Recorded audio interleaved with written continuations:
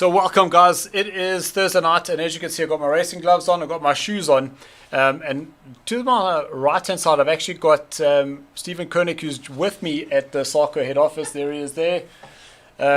He's going to be doing the commentary. We had to unfortunately wait for the qualifying to be done before we were able to get the stream up and running, but it does look like Stephen on his side is in, so there we go. Just remember the format for this evening is 40 minutes. We have had our qualifying time. There's a minute left on the clock. So what I'm going to do is get rid of my face and hand you over to Stephen Koenig.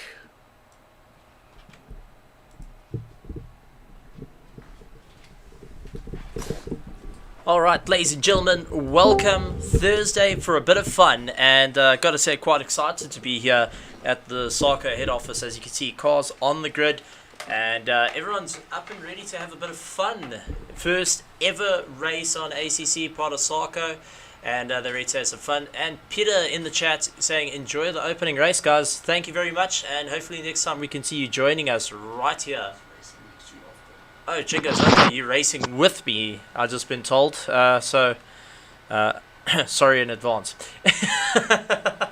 But we're looking forward to having a bit of fun out with the race. And as you can see on screen currently, we've got Sarge in the Mercedes. We've got two Bentleys racing with us as well. So we're in for a massive amount of fun.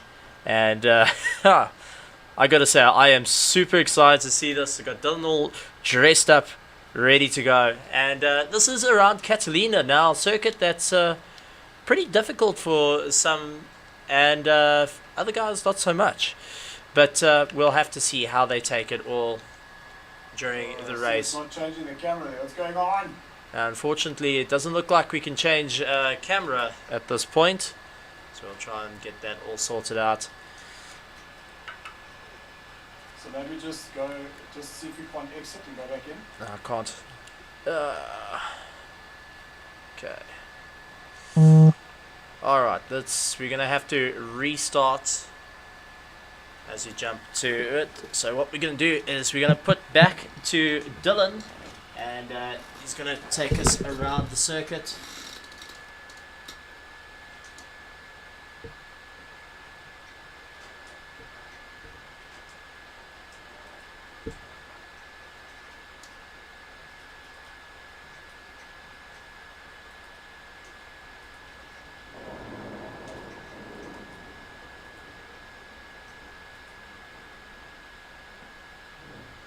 Don't worry about that, just change let's get the game restarted.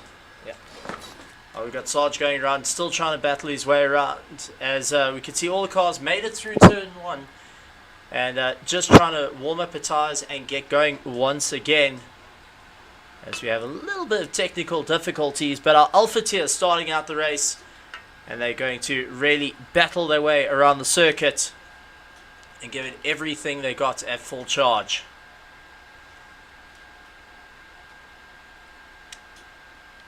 Just go back, just push the circle button, just push options. No, non-functioning. Push the PS button again. There we go. Good evening, Stephen. How are you? Good, and yourself? We're having a little bit of camera difficulties at the moment, but how are you? Well, thanks. I see the first race has started. I just missed it, so I won't be driving tonight. But yeah, how's the field looking? The field is up to a strength of 16 cars on the grid. I'm sure you can join us for Bravo.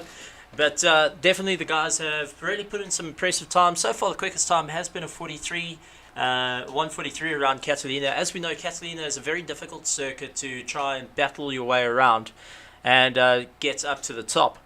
So the drivers all having to really push it to their limits. At the moment they're trying to focus on keeping tire pressures up and really try to keep going. Let's take a look on Dylan's screen as he is battling so far in 10th place and trying to move up through the field, but very, very close at the moment.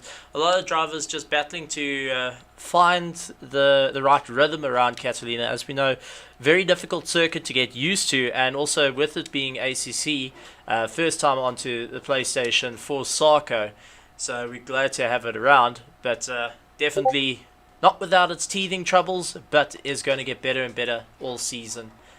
And I've got to say, I'm pretty interested to see. We've got a 40-minute race with one mandatory pit stop. So that's really going to change it up for a lot of drivers, because you're going to have to figure out how your session's going to be, and really work your way around it. I also noticed with the Asseto Corsa that there's a lot of different settings in your setup, different types of brake pads, different engine modes for power versus fuel consumption. So I'm sure that will also play a part. I actually also, while practicing today a little bit, figured out how some of those things work. So I think a lot of the guys are still going to be finding their feet. So it should be a good race. Well, as the guys already start taking it, Jacques so far leading out, but right behind him, Eleanor Blixham right behind. So definitely Eleanor looking to put the pressure on, and representing the Eleanor team as they look to try and dominate the SARCO series, especially in ACC. We know that they've been racing. Sean's been racing with Eleanor on Tuesdays. It's glad to see them coming into SARCO. But yes, ACC coming from, it's a lot of setup work. A lot of drivers are going to feel that more heavier cars, the front engine cars like your Bentley, are going to be a lot better on the curbs versus more of your mid-engine vehicles such as your Ferrari, your Audi and your Porsches. But they are very lumbersome to throw around, which Jacques at the moment is absolutely adoring his, and is looking to just try and run away with it as much as possible. Very, very close battle. Right behind him is Sean, who's just keeping on the pressure. So definitely a fun time there. As we go further down the field, we've got Jakes, who's now trying to have a little bit of a run, and has got a little bit of issue from Gerald. Gerald looking to lay on the pressure and try and get ahead of Jakes as much as possible. Dived up on the inside, but unfortunately unable to do it. Now, the Porsche will be a lot more agile in the ACC versus the Bentley, but the Bentley on the curbs is a lot more stable from what I've driven. So definitely he's got his work cut out for him here, and one thing he has to be careful about is the Porsches like wearing out their fronts very, very quickly, so he might feel it towards the ends of the race. There is a very, very, very different driving style for each one of these cars in ACC.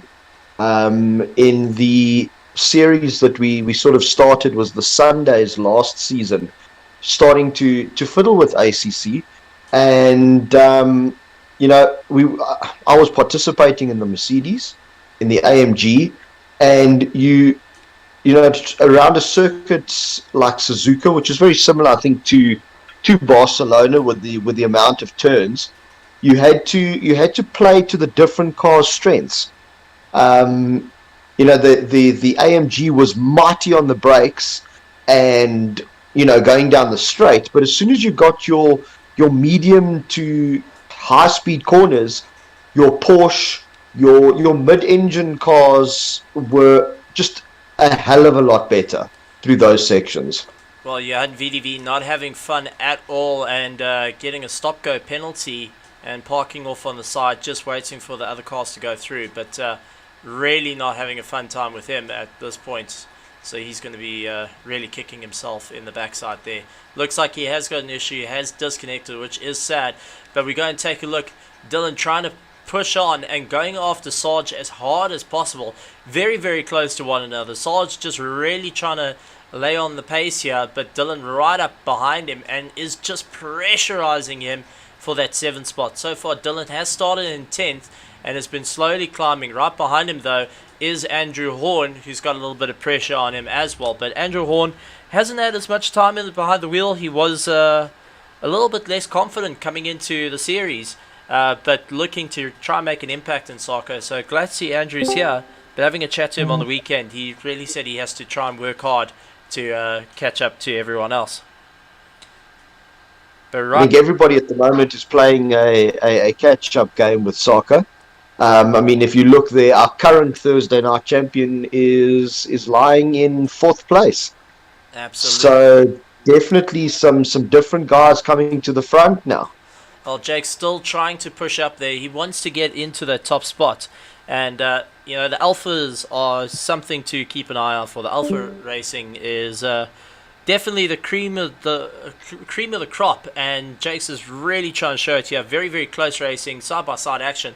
But it has got a little bit of pressure coming on behind him, though.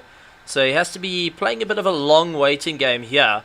And go on a little bit of a defense because Gerald is just chasing him down as much as possible and wanting to lay on the pressure. So lots and lots of work coming on, and the guys having to try and figure out how on earth they're going to just keep going, especially for these long races. But Jake's having to go on the defensive, which the Bentley is a difficult one to get past, but at the same time will wear down a lot faster. So a nice three-way battle for third place. But as we take a look back up to first, we can see Jacques starting to pull away now, getting ahead of Sean. But it looks like they are starting to catch a back marker, so that is definitely going to be a bit of a difficult one now of how they're going to contend with it. So Jacques' best game now is just to try and get into the toe of the slower car and get pulled along. And unfortunately, Ventures being that car right at the back, and we're having to try and figure out where is he going to come out on top of this. Again, I'd like to just bring sort of a point to the difference in the car's handling. If you see how much Gerard in the Porsche caught up to the back of Jake's through the twistier stuff, and then on the back section, the Bentley just sort of stretches its legs and pulls away. So you got to work through the twisty stuff and try and stay on the back of that Bentley. And it looks like it seems to be quite a Bentley track, which I didn't expect. With our top 6, we've got 4 Bentleys. No, absolutely. So that is the Bentley's coming in very strong. Very unexpected. Now, the Bentley's coming in strong. What's nice about the Bentleys is they're able to hit those curbs and really not unsettle the car as much as the Porsche. So Jake's really utilizing that and is pushing Runemaster as hard as he can. So Paul having to really dig deep here and try and keep Jake's at bay. But while the two duke it out between each other, they're letting a little Porsche start catching up behind them. So they've got to play a little bit of a clever game here. The more that you fight, the more that these guys are going to start laying onto you. As we go further down, though, Andrew Horn in 9th place is starting to put pressure onto Sarge, though. And he's looking to really just climb up through the ranks as well. So for someone that didn't come in so confident, he's starting to really get in and try to push himself right up to the top. So great work there from Andrew Horn as he's chasing down the Lexus. And he's just trying to keep on going up there. But Dylan as well, trying to battle their way on. Now, I mean, this is a 40-minute race, so the guys have got to really suss out when they're going to actually pit and how's it going to be, going on.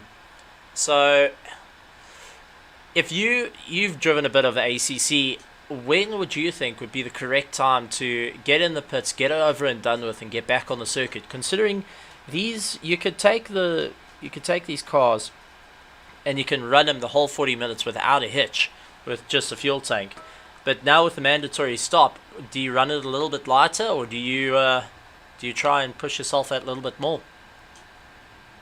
I'm sure a lot of the guys have sort of worked out the time difference. We in Project Cars 2, it got to a point where the time lost in the pit lane to put fuel into the car was just not worth it. Carrying the fuel with you just made a lot more sense. So I think the guys are probably going to be on a very similar strategy. Yeah, we know these cars, like you said, can do the full 40 minutes. And so I think the pit stop will be more of a where you are versus your closest rivals. Do you want to sit behind your closest rival? Do you feel you can go quicker than they can? It's all about getting maybe a little bit of clear air more than a tie and a fuel strategy. I think it's more of a placement strategy. Well, this is the thing. They have to get in and at least do at least a litre into the tank to count as a fuel stop. But Sean, not letting go of Jakes, immediately pulls into that toe. Jakes going on the defensive, holding that tight inside line, moves to the middle just enough to unsettle Sean's Ferrari. As Sean's really trying to look for any way past, has to slow up quite a bit. So you could see that Ferrari of Sean really battling his way to try and climb up. And Jake's just doing a fantastic, Jacques doing a fantastic job of just holding Sean at bay and trying to pie his way through. As we take a look further back, you can see Jake's now starting to push on and really just trying to climb up onto the back of the guy. So definitely great racing for the Bentleys, which is a covering on the inside. I mean, they're having to try and do everything they can, and kind of it's nice to see these big heavy machines of the Bentleys really doing so well. In the PC world, we don't see too many Bentleys racing, but it seems like on console they seem to be one of the cars to be in. It is very surprising, and the dynamics of it. It's a very big car. It's a very wide car. It's a front-engined car, and it's by no means a small engine in the front of that car either. So lugging that weight over the front wheels, trying to turn it, you'd think it would be at a disadvantage. It doesn't seem to be. It seems to be very nicely balanced. Well, the more and more they battle on, take a look. 11-second gap heading into second place. So if you just see our top two of our alphas already putting an 11-12 second gap, and they still on the back of one another. Take a look. Sean really pushing Jacques now. They're on the dirty stuff. Sean looks to go on the outside. Will he carry enough pace though? Going on to the outside. Late on the brakes, and you can see Jacques just that little bit later. Sean tries to go for a cutback though. Really sticking his nose in. Really getting lent on. Jacques not giving up just as yet. And they're having to really just power their way on. But Sean is not giving an inch. Jacques would you not, as Jakes now, maybe want to make the call on the pit? He seems to have a little bit more speed. Well, this is the thing. You might be able to just go and get on the pits. Here we go. Watch this. This is as close as he's been. Jacques protects the inside, but I think that Ferrari's going to have the... Oh, that is very, very gentlemanly of the two of them there, I must be honest. Let's hope it doesn't end in tears, but I thought that Jacques was in a little bit of trouble there, but he seems to have held on quite nicely. Now, Jacques having to really go on the defensive to try and hold Sean at bay, and not an easy task. But as we jump further back, we will take a look for our battle of third, fourth, and fifth place, and you can see Jake still pushing on, and Paul still on the defensive as they're keeping VW away. But definitely not an easy task at this point. The guys are really having to try and battle their way around, and that Porsche is unfortunately seeing two massive Bentleys and battling to get by. Yeah, that is it. Like I said again, it's very unexpected. If it's all, I don't know who's directing. If we could drop down to 9th and 10th, and it looks like it looks like a very close battle between 10th and 11th. Dirkie and the hot dog, or what? Like I said, whatever his name is this week. Unfortunately, it does look like our server has gone down, and well, let's go and have a chat. So Dylan is just sorting out from the rig, and was having a good run. Dylan, unfortunately, the server did bomb out, but how was the racing? Absolutely close there. Yeah, I had a pretty bad start in the beginning. Ran a little bit wide going into the hairpin and allowed both Sarge and Ross to get past me, but slowly but surely worked my way back up and got myself into a really good rhythm. Just having a look at the server settings, everything seemed to be the way it should, so I don't understand why it had bombed out the way it did, but it is definitely down, so we're going to have to just figure out what it is that we need to be doing, because we had about 20 minutes left, so we might have to do a quick 5-minute qualifying and then a 20-minute race. It's just so unfortunate, but we'll just jump into the Discord, see what the guys are saying, and we'll figure out a way from there. So the guy's going to have to take a look at it. But a little bit of teething struggles, but not unbeknownst to many sim racing, unfortunately. But it's the way the cookie crumbles at points. But I'm looking forward to seeing all the work that can be done with ACC and the different works that can go into it. I do. I'm loving the fact that we've got some new guys that are showing some serious speed. Well, It's really sort of unsettled the hierarchy of SARCO, which is fantastic. Well, I mean, if we take a look at some of the brands that are lurking around, we could see Aston Martin, Audi, Bentley, BMW, Jaguar, oddly enough, coming in, being the oldest of the cars here, 2012 model. Then we've got our Lamborghinis, and we cannot forget the GT4s that have just been recently added. Hopefully we get to see a season with the GT4s. They are a ton of fun to drive, I can tell you that. But A hell of a lot more forgiving. a lot more understeery. Unfortunately, I drove the Porsche, and it was when they mentioned the pink pig, that was definitely it. Because she did not want to go into corners too nicely. The KTM, on the other hand, was more fun. But looking at the different vehicles, you said you were meant to be racing tonight. Which vehicle were you meant to be driving? Connor, Ashley, and myself have teamed up. So we decided on the Ferrari, which wouldn't have been my first choice. So that's, we were running the Ferrari, which I didn't enjoy the brakes on it. But it seemed to be a very sort of all-round, well-balanced car versus the others. Like I said, some of the, for example, the AMG, no good in the medium to fast stuff. Hell of a good car on the brakes and coming out of the corner. I found, funny enough, the Acura, also very, very, very nicely balanced car, but doesn't seem to eat up the mileage quite like the Bentleys do. Unfortunately, and as on screen we have got shots of the Ferrari, beautiful, beautiful car, and you can see the amount of level details that they've now put into the Sims, and as it gets bigger and bigger, as ACC grows, they'll get everything. But honestly, my first drive, oddly enough, was in the PC series, and well, I made the crucial mistake, which gives one a good giggle. So, brand new to the world of ACC, brand new to the world of sim racing, didn't quite know the GT3 cars off by heart, and I decided, well, what's going to be the easiest car to run all season? Well, let me pick the Audi, since it's got four-wheel drive. Yeah. No such thing. No luck there. No such thing. A very, very twitchy car, but when you can get it balanced, it's rather handy to have. Yeah. So we'll have no such thing. Have to work on that.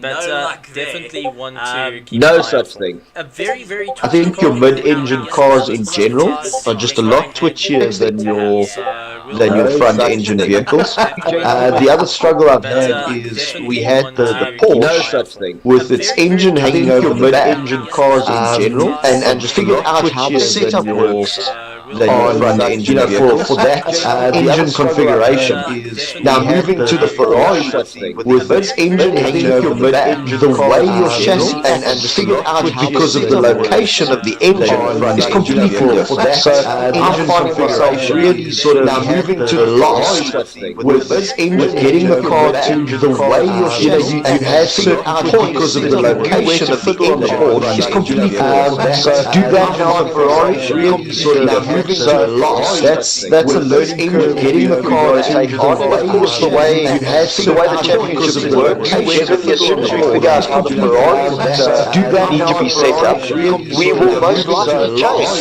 That's a learning curve. Getting the car to is terribly unforgiving. For any sort of slide, do that any sort of if you do not hit the apex, you can quite literally watch that car fall away.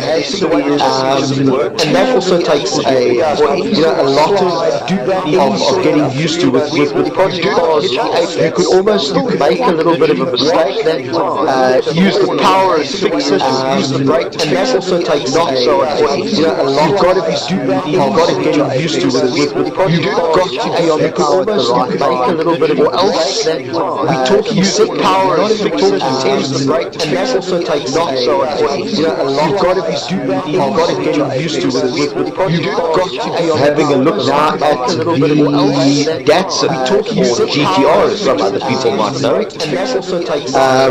Also, beautiful machine. I think they updated. I don't know if it was Evo. I think it was updating the look of 18. Am I correct? Datsun, yes, GTR, as some other people might know it. Also, beautiful machine. I think they updated. I don't know if it was Evo. I think it was updating the look of 18. Am I correct? Datsun, yes, GTR, as some other people might know it. Also, beautiful machine. I think they updated. I don't know if it was Evo. I think it was updating the look of 18. Am I correct? Datsun, yes, GTR, as some other people might know it. Also, beautiful machine. I think they updated. I don't know if it was Evo. I think it was updating the look of 18. Am I correct? Datsun, yes, GTR, as some other people might know it. Also, beautiful machine. I think they updated. I don't know if it was Evo. I think it was updating the look of 18. Am I correct? Datsun, yes, GTR, as some other people might know it. Also, beautiful machine. I think they updated. I don't know if it was Evo. I think it was updating the look of 18. Am I correct? Datsun, yes, GTR, as some other people might know it.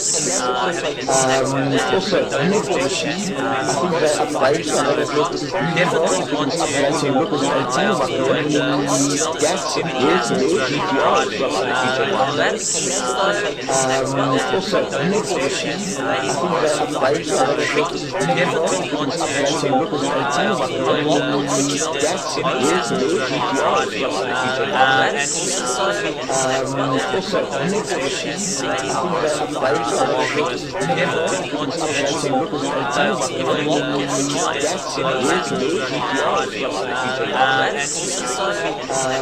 Also, beautiful machine. I think they updated. I don't know if it was Evo. I think it was updating the look of 18. Am I correct? And again, how beautiful is that little blip with the Aston between gear changes? That just makes it, I couldn't care if it didn't handle it. And again, just those gear change noises is just little blip pure with the Aston between gear changes, let's be honest. That just makes it, I couldn't care if it didn't handle it. And again, just those gear change noises is just little blip pure with the Aston between gear changes, let's be honest. Funny enough, if I'm not mistaken, they run the same engine. I don't care if it didn't handle it. And again, just those gear change noises is just little. Is the Aston not also powered by the AMG? Let's be honest. Funny enough, if I'm not mistaken, they run the same engine. I don't care if it didn't handle it. And again, just those gear change. They'll be looking at the AMG now. Is just little. Is the Aston not also powered by the 2015 and still very competitive? Funny enough, even versus your sort of 2018 vehicles. They'll be looking at the AMG now. Is just little. Is the Aston not also powered by the 2015 and still very competitive? Funny enough, even versus your sort of 2018 vehicles. They'll be looking at the AMG now. Is just little. Is the Aston not also powered by the 2015 and still very competitive? Funny enough, even versus your sort of 2018 vehicles. They'll be looking at the AMG now. Is just little. Is the Aston not also powered by the 2015 and still very competitive? Funny enough, even versus your sort of 2018 vehicles. They'll be looking at the AMG now. Will that 20-minute race have a pit stop, or are we going to cancel the pit stop? Do you know it all? Or your sort of 2018 vehicles? They'll be looking at the AMG now. Will that 20-minute race have a pit stop, or are we going to cancel the pit stop? That is going to be tough. tight. Dylan, you might want to change your car. They'll be looking at the AMG now. Will that 20-minute race have a pit stop, or are we going to cancel the pit stop? That is going to be tight. Dylan, you might want to change your car. They'll be looking at the AMG now. Try and get Will that 20-minute race have a pit stop, or are we going to cancel the pit stop? That is going to be tight. Dylan, you might want to change your car. They'll be looking at the AMG now. try and get Will that 20-minute race have a pit stop, or are we going to cancel the pit stop? That is going to be tight. Dylan, you might want to change your car. I just hope there won't be any first corner shenanigans. We all know that the mindset sort of changes immediately when the term endurance. I just hope there won't be any first corner in the shenanigans. We all know that the mindset sort of changes immediately when the term endurance. I just hope there won't be any first corner in the shenanigans. We all know that the mindset sort of changes immediately when the term endurance. I just hope there won't be any first corner in the shenanigans. We all know that the mindset sort of changes immediately when the term endurance. I just hope there won't be any first corner. Stephen, will you be joining us for the mindset changes for any of the championship this season? The term endurance. I just hope there won't be any first corner. Stephen, will you be joining us for the mindset changes for any of the championship this season? The term endurance. I just hope there Stephen, will you be joining us for the mindset changes for any of the championship this season? The term endurance. I just hope Stephen, will you be joining us for the mindset changes for any of the championship this season? The term endurance. I just hope Stephen, will you be joining us for the mindset changes for any of the championship this season?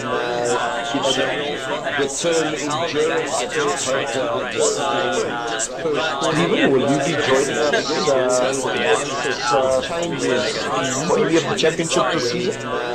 It is a bit of a worry. The adrenaline would have dropped off.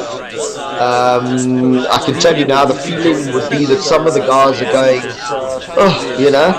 from being on an absolute high. It is a bit of a worry. Completely focused to now dropped off, trying to juggle where I can tell you now, it takes some of the guys to give some other competitors from an advantage that can handle that changeover to now completely trying to juggle to a disconnect to having some of the guys reestablish where competitors from an advantage that would have been unexpected.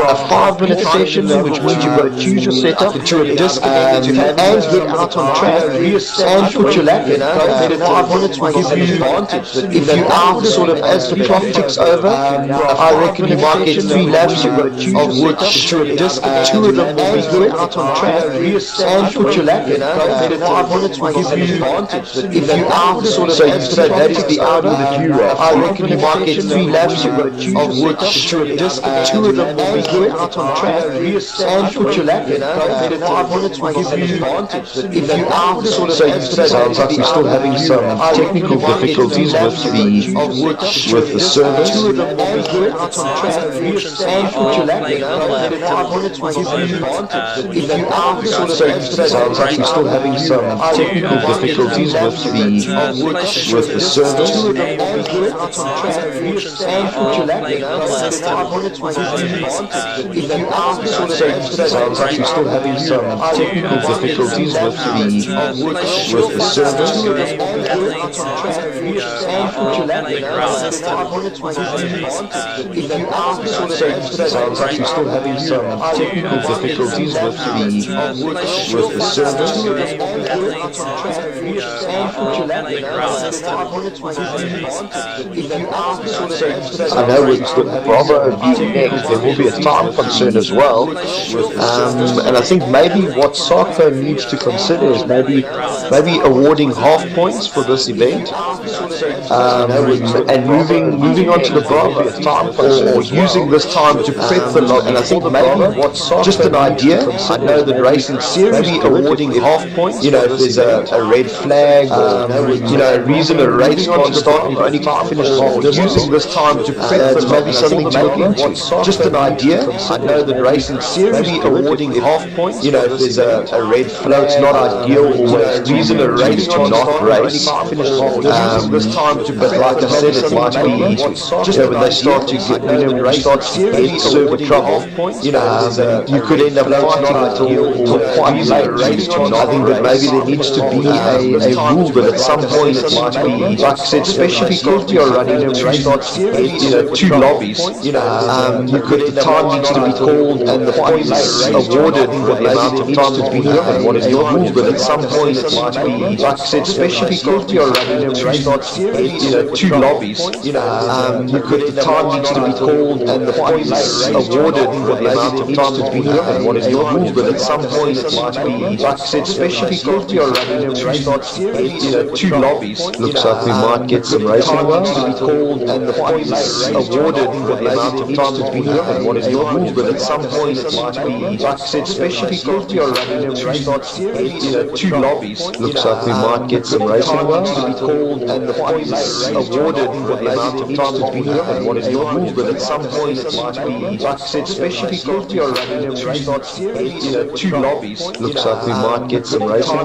be called and the points awarded for the amount of time to be and what is the rule, but at some point it might be, like I said, especially because you're running two lobbies. Looks like we might get some racing to be called and the points awarded for the amount of time to be and what is the rule, but at some point it might be, like I said, especially because you're running two lobbies. Looks like we might get some racing to be called and the points awarded for the amount of time to be and what is the rule, but at some point it might be, like I said, especially because you're running two lobbies. Looks like we might get some racing to be called and the points awarded for the amount of time to be. Stephen, could you give, maybe find out from Dylan on an ETA on a start time, just so we can keep any viewers up to date? Stephen, could you give, maybe find out from Dylan on an ETA on a start time, just so we can keep any viewers up to date? Stephen, could you give, maybe find out from Dylan on an ETA on a start time, just so we can keep any viewers up to date? Stephen, could you give, maybe find out from Dylan on an ETA on a start time, just so we can keep any viewers up to date? Stephen, could you give, maybe find out from Dylan on an ETA on a start time, just so we can keep any viewers up to date?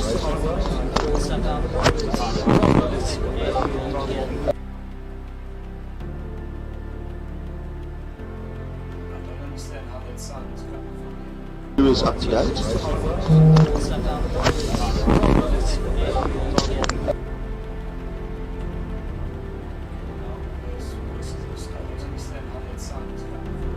Viewers up to date?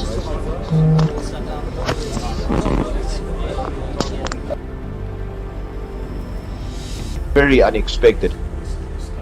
If it's up, I don't know who's directing it. We would drop down to.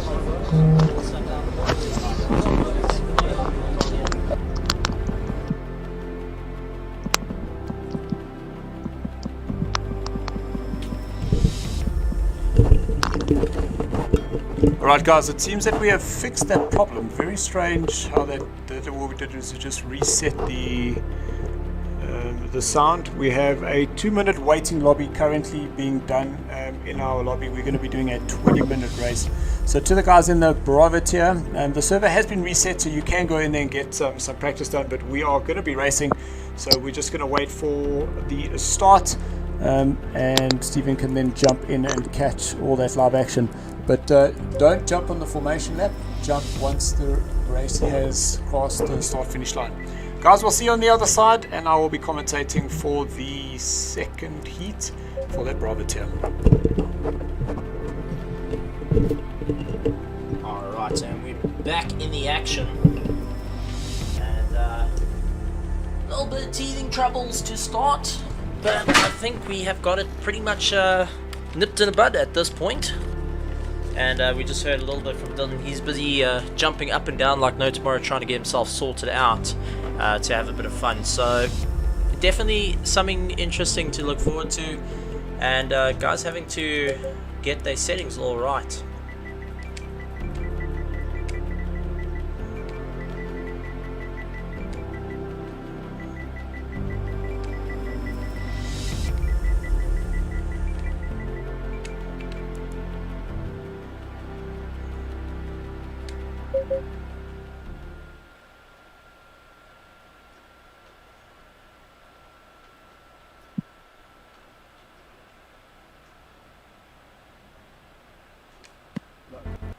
So Ash, I said 20-minute sprint race. Yeah, 20-minute sprint race. It's just unfortunate that the guys would have had to pit. Oh, yeah.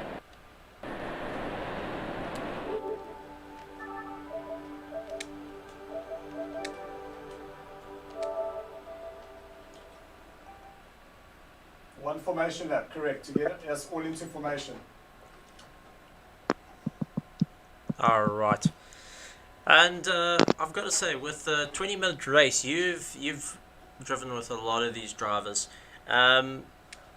What sort of mentality do you think each of them are going to be going for to try and get all the way up there? Like I said, the changeover now is it's a mindset change from I've got to do 40 minutes. Yes, correct. I've got to do the 40 minutes. I've got to make a pit stop. I've got to look after my car. The mindset's now changed. It's now I've got to go flat out for 20 minutes. And I hope the guys don't throw too much caution to the wind.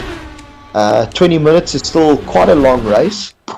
And there are a few guys there that I think might push the envelope slightly. I'm not going to mention names, but let's see how it goes. Should be very interesting.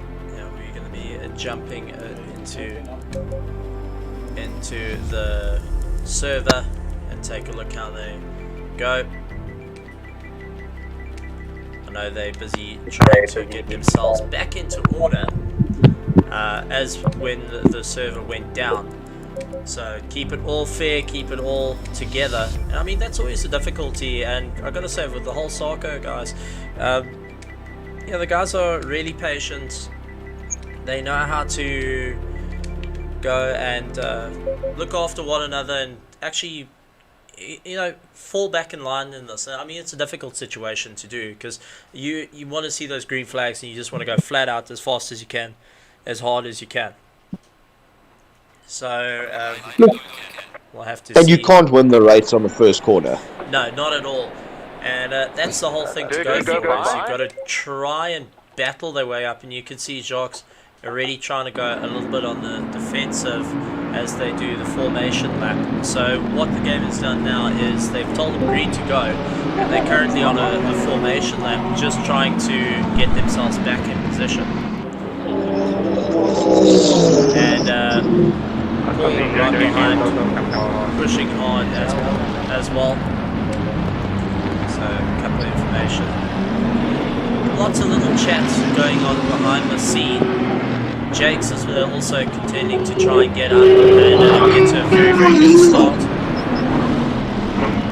We'll have to see how it goes. But one person I'm not seeing in here is, there we go, right at the back of the grid, is Sean. Sean lying in 13th place, who was originally battling it right up. He was lying second. He was in second, so obviously didn't get the hits of Is this the formation lap? Maybe you'll still move up. No, this is still the formation lap. But he has got himself... Okay, so he's got a 30-second penalty, and that's why he is starting from the back. Ouch. Not really what he wanted. But no, he had good speed though. I reckon in 20 minutes he could still pull a very good result out if he's careful. Well, he has to try and catch up to this man, Jacques, as they're making their way around. Only 3 more corners, and then we're going racing until the checkered flag, and the guys are trying to maintain temperature in their tyres. I can see Dylan's temperature is cold on the tyres, so he's going to have to really step it up and try and give it. But Jacques off and racing and is out the gate, flooring it, not hanging around at all, and wants to really push himself. But as we go further down the field, take a look, Jake's immediately going back on the attack and wants to try and climb up the positions. Currently lying in 3rd place, but wants to really try and get himself all the way up there. Stephen, quick one, if I can just do a race time check with you. I'm on 17:40. What is your time there? 16:34. Okay, so, and which stream are you following? The Facebook stream or the YouTube stream? Because I'm currently on the YouTube stream, so I'm 1 minute behind you, which is making it slightly difficult to. My side, they're still coming through the last corner of the warm-up lap. I'm currently watching this live, actually, so I'll give you as much information. That could be the problem. Just a tad. But going in, as we take a look at Jakes, he's really trying to push hard and climb his way up through the top.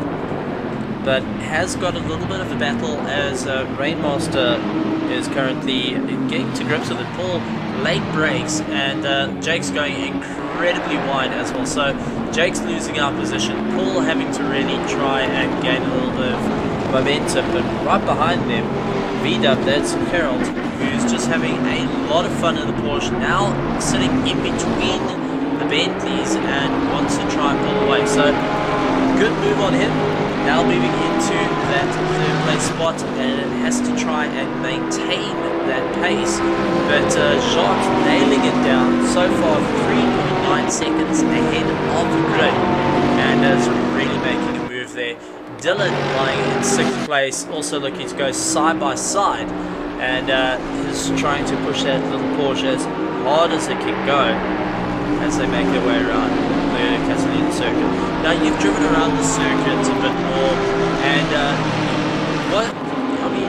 what do you feel about the circuit? It's quite a challenging circuit from what I've driven, but maybe a fresh pair of eyes perspective. What do you think of it? I love a circuit. The more corners a circuit has, the more I love it. Not a big fan of places like Monza. I love the elevation changes. I love the curves. Nothing is ever the same twice.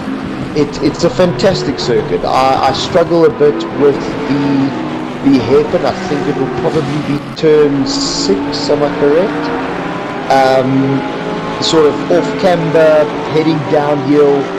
Very difficult corner, but like I said, the more difficult they are, the more I enjoy it. And it is just one of the classic circuits.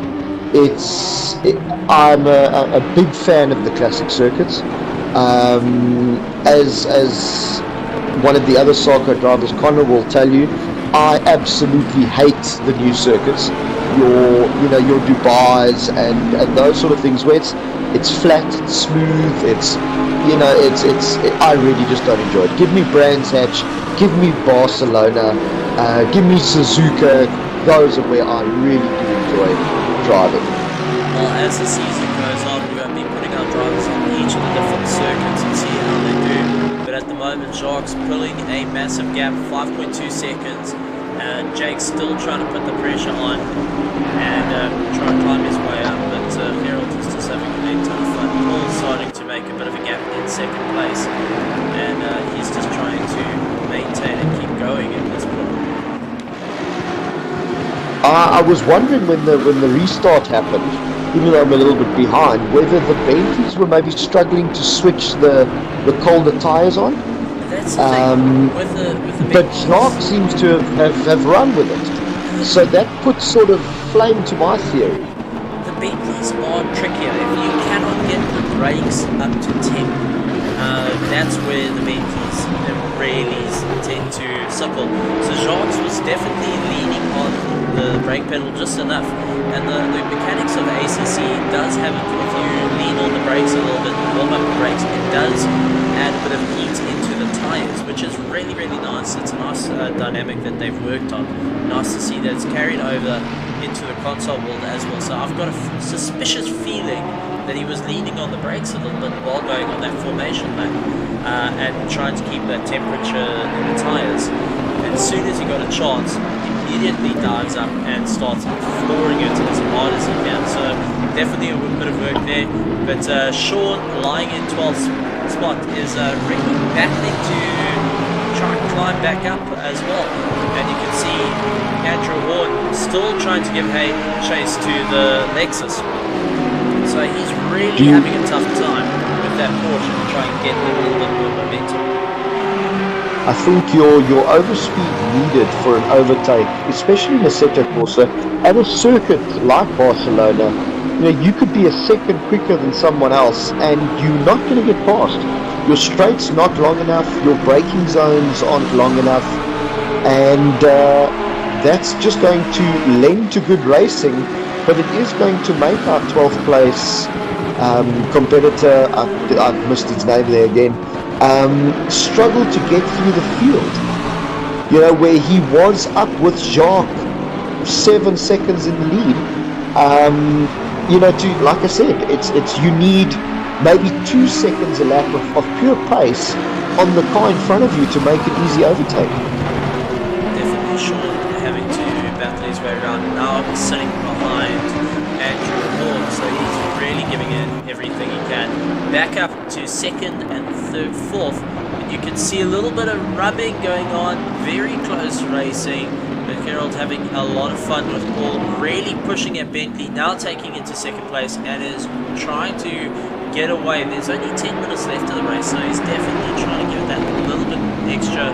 But let's see, now the Porsche having a little bit more open air should be able to get around the tighter corners, but you can just see already over the curbs that Bentley's just eat up the curbs compared to the Porsches. The Porsches unfortunately get a little bit less steady as we get reports that they are at the halfway mark at this point, and now it's all about giving it everything they got right until the end. That's fantastic. And well, if you can use a lot of curb, you've got a lot less circuit to go around. We have got a yellow flag though further down the field, and unfortunately pulling into the pits as well, so having a bit of a rough ride is our little Lamborghini, and that is Marshall, who's not very happy at the moment and is going to fall down the grid. Johan VDV also just battling to get to grips with the ACC, and Alpha Tier is no slouch to these drivers, so they really know how to push each other right up there. As you can see, Paul duking it out with Jake still, but the Alpha Tier, you've got to go side by side with these guys, and the mentality with them. Give us a little bit of insight to them, and you've also got to chat to the guys as well, heading into ACC as a bit of excitement for Thursday night. Everybody's been looking forward to it, purely as we all feel that it is more of a racing simulator than our previous championships, and the guys have been very, very, very excited about it. Obviously, a lot of new things to learn, which I think also just adds to the excitement. But what I do see is, just at the racetrack, like I said, I'm a minute behind you, but it seems that the Porsches have actually just come to life. It seems like the warmer, as soon as they get a little bit warmer, they're able to move a little bit more around. And taking a look at Sean, he's managed to make his way up to position. Now going after Sarge, looks up the inside, but unfortunately not close enough to do anything. Sean backing out, and Sarge, as we know, a very, very great driver that knows how to keep that car very wide, but loses out, goes a bit wide, and now on the marbles, so loses out to Sean, and Sean moving up into that 7th place. So Sean starting to slowly creep back after his 30-second penalty, and is really just trying to climb up through the grid. So great work on him. But definitely, where do you think Sean's going to land up? At a push, I think he might be able to make it up into 4th place, but it's definitely going to be a difficult one, as Dylan trying to really push the car as well. Now just saw to the side of me and fighting with the steering, so that tells me that the Porsche is getting a little bit unsteady, and it's starting to lose that front end just that little bit more as he goes off wide, and you can just see the fatigue starting to kick in there as the guys having to work with it. Also, another thing we got to talk about is track limits for these guys. They've got to be very careful about it. As we know, ACC is part of, well, Asseto Corsa Competizione has track limits that's not very forgiving if you get it wrong. They warn you, thankfully. In Project Cars 2, you can't go near the curb, you can't put 2 wheels off the curb. ACC gives you a lot more freedom and a little bit of a warning before it bites, which I found it was in fact a learning curve to go from Project Cars where you couldn't go near the curbs to ACC where if you want a good lap time, you better be using those curves. It's one to keep an eye for. I mean, coming from iRacing on PC, where if you sniff the curves, you're pretty much toast in that regard. Dylan still struggling with the front end of that Porsche, and trying to keep on going as well. But ACC gives you a bit of a warning, but when it bites hard. 30-second penalties. If you get the formation lap wrong, you get a drive-through. So when it bites hard, and I think it's a lot for the drivers to work with, and provides a different challenge to it. So, I mean, these cars as well have got tremendous downforce, tremendous power, versus, let's take Monday night where you're driving the Porsche 911s in Project Cars 2, where you're sliding in a straight line, and ABS, what's that? Well, exactly. The challenges of a downforce car is completely different to the Porsche that is more mechanical grip orientated because of just being an older vehicle. And I think the balance of this Porsche at the moment in ACC is just changing constantly. You've got a fuel tank which is getting lighter over the nose, and an engine weight at the back which stays constant. That's why I did notice in the previous Thursday Night Championship, which was the Porsche Cup, your Porsche went through various stages as the fuel went off, which seems to be mirrored right here in ACC as well. Definitely, the fuel plays a massive factor, especially like the Audi. I find that the Audi actually handles better, a lot heavier versus a lot lighter. As we take a look at Clay, he's just having a ton of fun trying to get around with the Porsches. But I find that the Audis tend to do a little bit better with a bit more fuel, as you can put the nose in and really fling it around. As it gets lighter, it gets very, very tail happy. It becomes a dog while you're throwing a tennis ball. It's going to run all over your house and maybe throw a few plates on the ground. Well, in that case, I'll stay away from the Audi. We'll take a look at this. Sean pressuring Dylan, tries to go on the outside, very close racing, a little bit of rubbing, but Sean getting back into the toe, and now has to try and pressure Dylan, trying to let that green Mamba machine despite the LNR monster right behind him. But Sean has definitely got the pace on him, lying in 6th place, gets it immediately into the toe, takes a small sniff up the inside, but decides he's rather going to just back out of it, wait a couple of minutes, get to the end of the straight, might be able to outbrake him, looks on the inside, hard on the brakes, will the Ferrari be able to eke it in, and just managing to do so. Dylan trying to come on the fight back, but unfortunately unable to do it. Sean once again moving up a position into 5th place, and now has to push hard to go after that big Bentley of Jake's.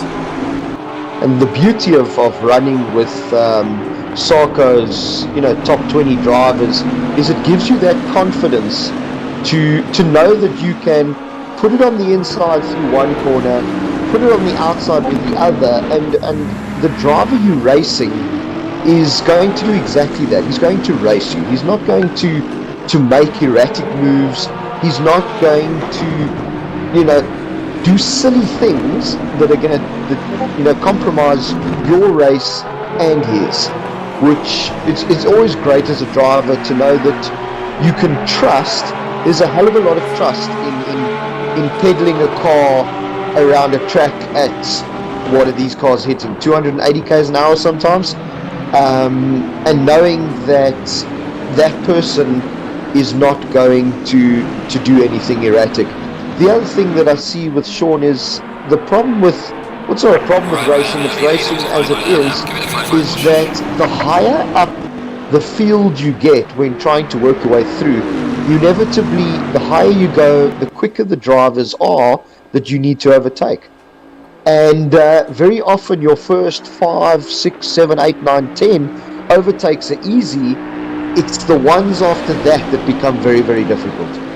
That's it, as we get report that Jacques is heading into his final lap and is just making short work of it. Jacques has come into the series and has really pushed hard as he can. Jake's going wide, Paul immediately taking the opportunity to retake 2nd place. But Jacques going for a green flag to check it at this point, and really having a fun drive in that Bentley. But the battle for 2nd and 3rd, but right behind him in 4th place, so is Jake's. It is the last lap. So he's going to have to push hard. He might be able to move up a position, but he's definitely got to fight behind, in front of him, as Paul and Jake's is not going to make this easy for Sean. And Sean, representing LNR, is really just got to fight his way through.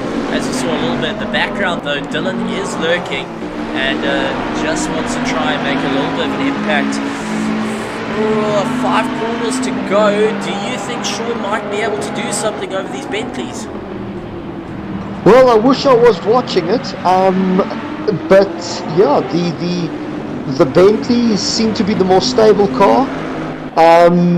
But Sean, he seems to have that Ferrari just sorted and set up beautifully. He seems to be able to turn harder. He's not losing as much down the straights as I expected. So it's anybody's game. Well, as our leader crosses the line, Paul running into 2nd place. Jake's immediately blocking off the middle of the circuit. Tried doing a drag race down the line. Sean finishing in 4th. Dylan in 5th place, busy going absolutely mad. Absolutely fantastic racing from our Alpha tier, and you've got to love a little bit of firework display. ACC putting on a show. But well, Stephen, you called it driving on that 4th place. I've driven against Sean and the LNR team in PC, and those guys really know how to push you. The logistical nightmare racing team really know how to just take you off your game very quickly and move up. So absolutely brilliant work from the guys, and Alpha tier showing off what they can do despite having a couple of niggles. They really pulled a rabbit out of the bag. But let's see if we can get a bit of a chat with our 5th place man Dylan, who can give us a bit of an insight into the race. Okay, right, Dylan's just giving me a bit of a shout. So he says no, he's going to just sort himself out first. He's praising. He's opening the champagne next to me over here. Would you like a glass of champagne, man?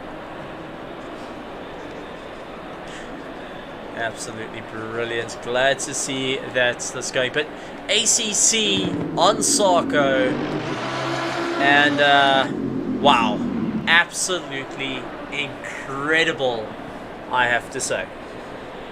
I think maybe that little bit of a break in the middle there was maybe just what it needed for a really good race there at the end. I mean, second to fifth was covered by the proverbial blanket.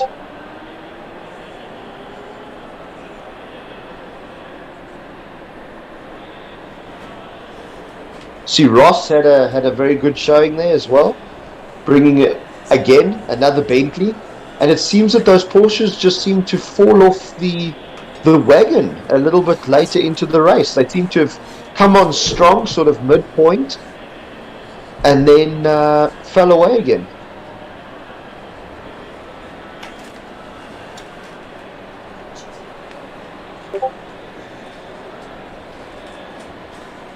See, Stephen is strapping himself in for the Bravo tier race.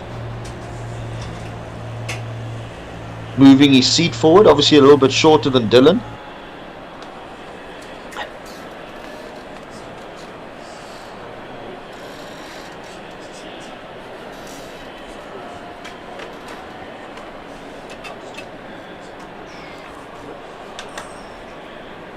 Green light, go, go, go, go.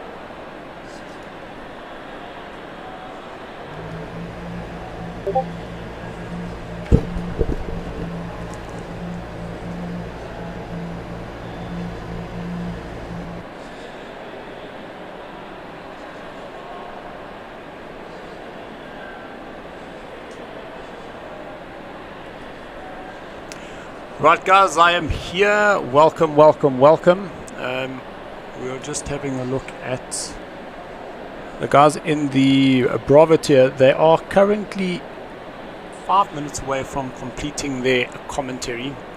And Con Alexander, yes, we are trying to keep the comments friendly. We do try and do that. I do need to just get Craig viewing what we're viewing.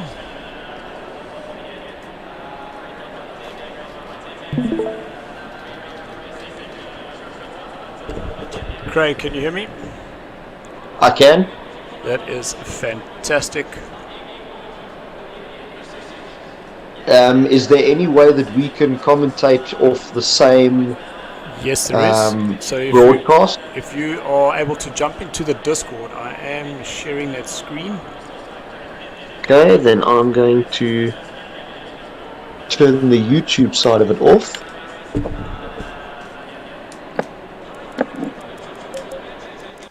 So for those who have just joined us, what you will notice, Craig, I'm getting feedback from you, is that...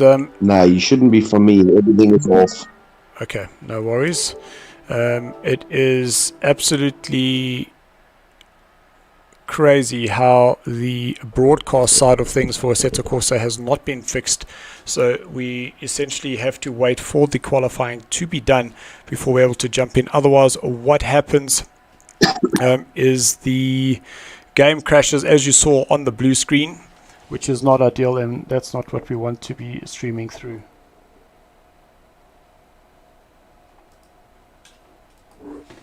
So I do see some of the comments coming through. So the commentating is sad. Thank you very much for that. I can barely hear the commentators. Just let us know if you are able to hear us now. And that's because we have changed some of the settings. Let's just check your volume there. Craig, yep, you're up as high as it should be. Testing. How's it coming through on your side, Dylan? So the thing is, I hear you loud and clear. Yes. But it's the guys on the stream are saying that they're battling to hear you. Well, I haven't got anything that interesting to say, so it's not a bad thing. Right, guys, just 2 minutes left of the qualifying, and shame Stephen Koenig just jumped into the number Porsche when he would normally drive the Aston Martin. So we have definitely just dropped it, so to say there. He is going to be using my setup, which is nice and loose, gets a nice little turn in, but if you get onto that power a little bit too early, definitely does some power out there. So guys, we will be reviewing our server provider, because we have been experiencing some issues with the server just disconnecting. So having to make a quick change right at the end to do a 20-minute sprint race is not what we essentially want, because the guys practice their pit strategies, they practice all the things that they need to do. So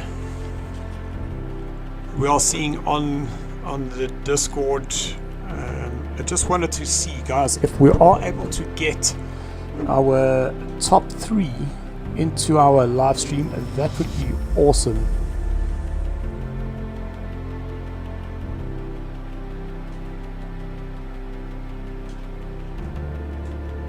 Dylan, as I said before, I don't think the interruption was that bad. Obviously it's not ideal, but it gave us fantastic racing towards the end of the race there. So from a viewer's perspective, I think it was very similar to calling a safety car out for no reason, like Formula One's done a few times. Yep, most definitely. Craig, the only thing is that some of the guys had put in their strategy and had pitted earlier, so they had basically pitted themselves out of position, so they would have lost in the long run. So, and that's the thing about the longer racing, is you drive according to a strategy, and if you don't get that allotted time, then it definitely, some of the guys are put out. You know what I mean? At a disadvantage. Yep.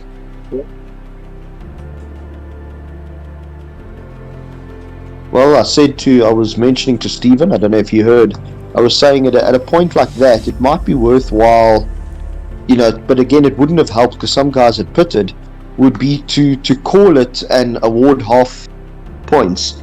From a time perspective now, we're running slightly late for the Bravo tier, and I know the guys always want to get as much racing in as possible, but with running two tiers, you are at a certain time constraint, and maybe something to look into.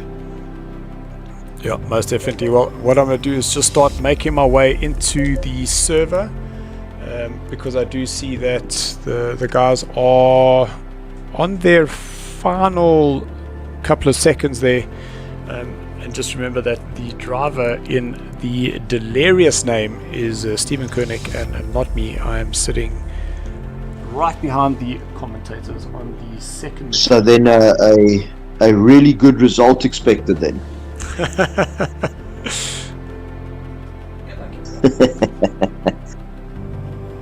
No pressure, Stephen, no pressure.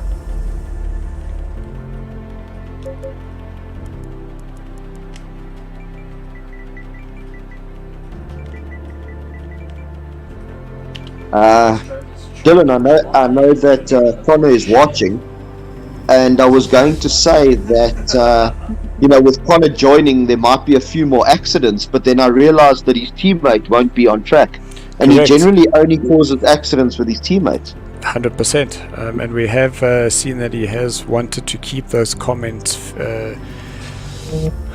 What was his words exactly? Hold on, let me just have a look here. Friendly. There we go. But Connor, the reality is you did hit your teammate when your teammate was chasing for the championship, which makes it worse. Back when was that, Craig? That was around I can't remember what track it was. I think I blocked out that, due to the mental strain and being so upset, that I blocked out the memory.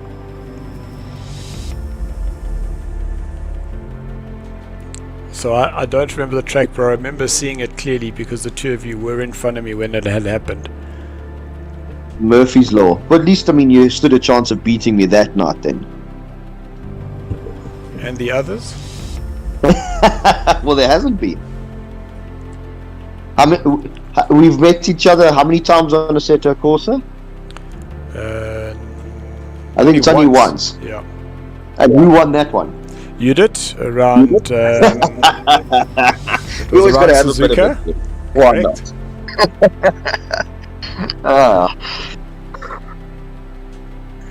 So how many are they? How far are they now, Dylan?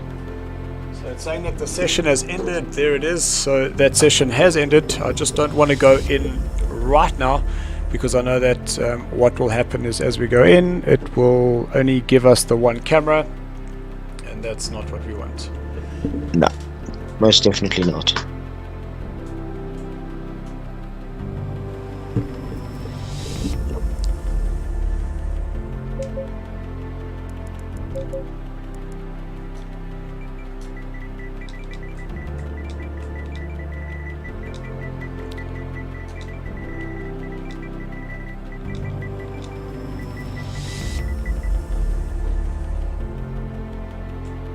Okay, so the guys are just loading up their setup, so they have just, let's say, over a minute to go there.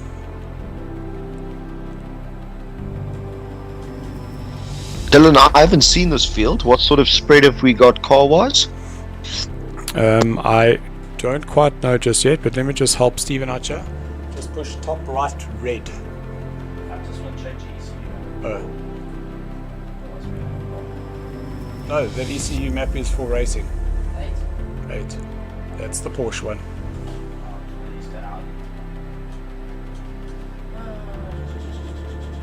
Just like the engines, the Porsche works opposite to the other cars. Of course it does.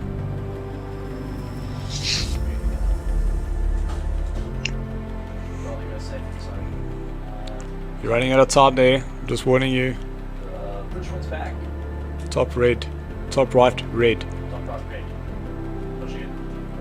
There you go. Drive. Oh, there we go. Just made it. Yo. He's in! He's in! He's in. Yeah, and he just made it by the skin of his teeth. That was crazy close. With 2 seconds to go. Starting the race early.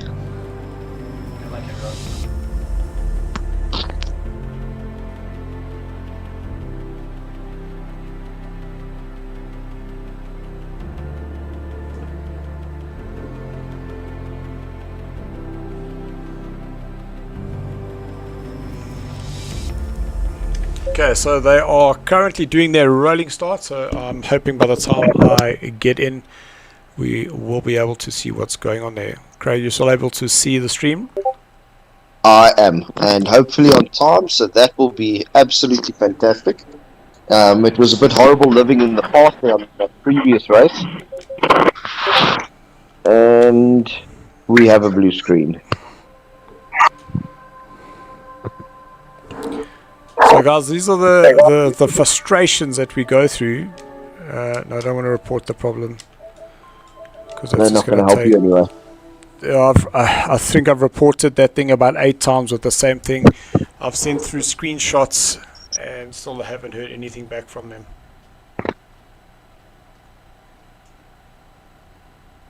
I do feel though that they should to the the console community, or do you think they may be just waiting for the PS5 to release so that the settings can be just run a little bit higher and might get rid of some of the problems? I honestly don't know how to answer that, and the reason being is because if all that functionality exists in the PC, and we understand that from a Project Cars point of view is that we have full directors and broadcasting settings, so we understand that the game or the PlayStation from a processing point of view can handle it. So it just hasn't been written into this. Correct. Again, maybe with the PS5 coming with very high specs, maybe those sort of that sort of functionality will come to the fore. I do just think in a day and age where streaming is ripe and wanting to have streamed races is what people are wanting and people are expecting to see, that Asseto Corsa Competizione are definitely not doing stuff for the fans out there. Yep, that is correct. But maybe they did not expect their console following to be as big as it is. We of course are on the gaming side of it. We don't sit behind the desk and make decisions and projections. Green light, go, go, go, go. Okay, it looks like we are in.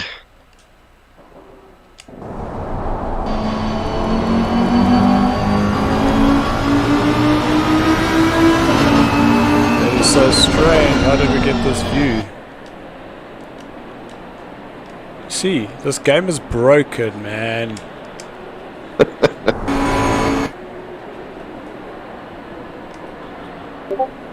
Well, while you fiddling with that, I'm going to go ahead with, we've got Sly Pete in the lead, followed by Peter Brunt very close behind, and pretty much an equivalent gap down to Papa Whiskey. It seems to be very well sort of balanced all the way down. Only 10 competitors, of which one is already in the pits. Or is that... So that's actually that would be Chase's in the pits? machine, yeah. Ah, okay, understood.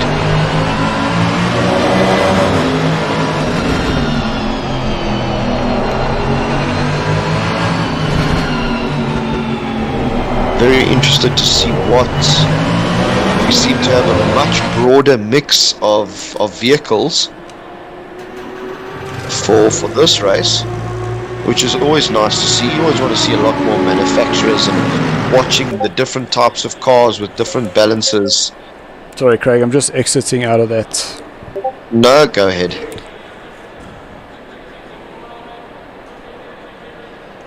This is so frustrating.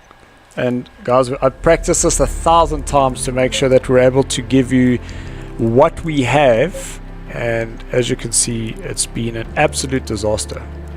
And the question is, do we keep fighting these challenges, or do we just not broadcast it? You know? It's very frustrating. It is frustrating, Dylan. A club like SARCO, you know, we need to be online. We need to be showing what we do.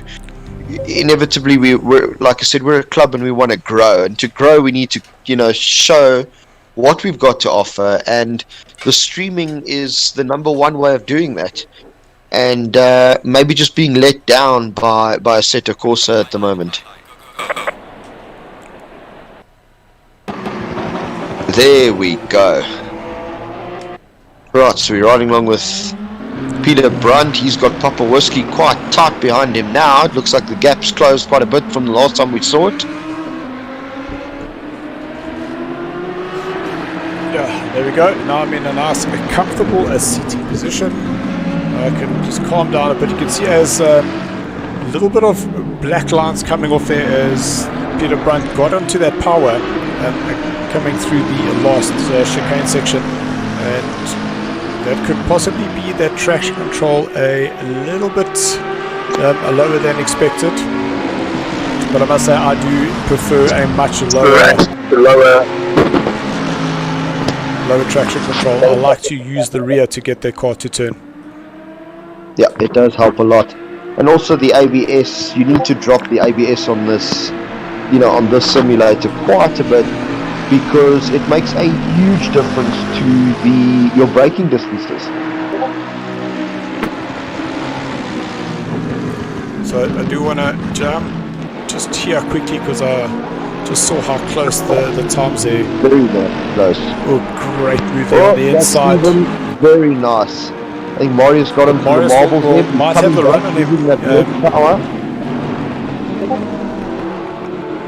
Stephen being far too much of a gentleman there, if you ask me, but Marius is off, so he is fast. Yeah, I would have not given that place back so easily. I would definitely would have made it work a little bit harder for him. Let's not do that.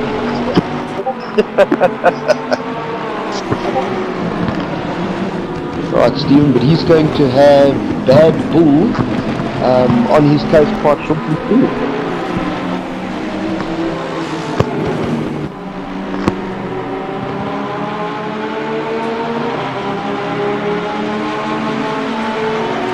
I am tempted to say I expected maybe Dupi to be a little bit higher up the ranks, but maybe more of a practice thing than anything else. Yeah, I did see Dupi did run a little bit wide. They're going into the chicane, into the hairpin, which has now brought Robert right up behind him, but now they're going to be side by side. That is definitely not going to allow two cars to get through there. No. And again, Stevens being the gentleman. It has caused a bit of a change behind them now. But there he comes, Stevens going for it. Nice slipstream. Will they cover the inside? No, Steven jumps to the inside. Let's see who's better on the brakes. I do think the Porsche is slightly better on the brakes than the Ferrari. But Steven hasn't practiced in the Ferrari, in the Porsche, has he? No, so he's not aware of its limits at all. He's just jumped into it. He had 6 minutes of the qualifying, and here he is battling it up. But now we can see Dupi starting to come from behind there, seeing this battle up front. Ooh. Oh, outbreak. Yep. Very lucky to miss everybody there. But I definitely think he did the right thing there. Is that as soon as he realized that he was going to not make the braking point, he just flung the car away and avoided any contact there of those drivers. Definitely the right thing to do. Not try and hold it and spin in the middle of the track and ruin everybody else's race. Peter Brunt's definitely pulling a little bit of a gap now over Papa Whiskey.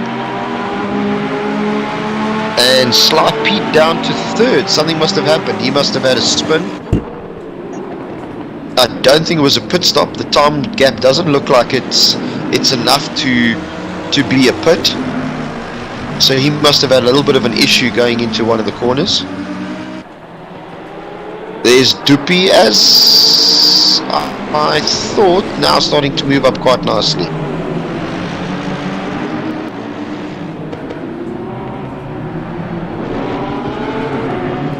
Still quite a nice little train there. There's our first pit stop.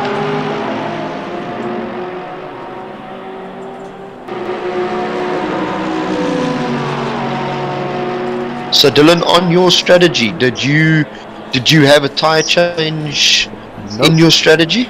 I had just I didn't 1 meter. Okay, so it was literally just more of a ceremonial pit stop than an actual pit stop.